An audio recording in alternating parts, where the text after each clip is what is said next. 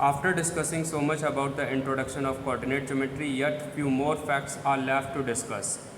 So let's start with origin. Remember that origin is the point where two mutually perpendicular axes intersect each other. So here these two mutually perpendicular axes x and y intersect each other at point O. So this point O is known as origin. And remember that coordinates of the origin O are given by 0, 0 because we have moved no distances along any direction of x and y axis. Let's check what could be the coordinates of a point lying on x-axis and y-axis. So here I have drawn a system where 2 points A and B are lying on x-axis, where the point A is taken on x positive and point B is taken on x negative. And these 2 points are small a unit apart from origin.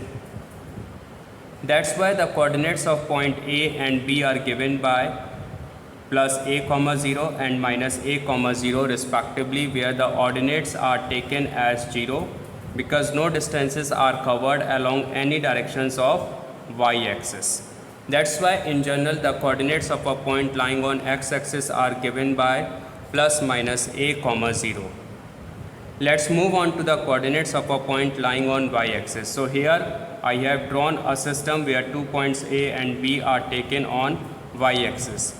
Point A and B are small b distances apart from origin, and as the point A lies on y positive, so its coordinates are given by 0, b, and the point B lies on y negative, so its coordinates are given by 0, minus b. And abscissa of both the points are taken as 0 because no distances are covered along any directions of x-axis. That's why in general coordinates of a point lying on y-axis are given by 0, plus minus b.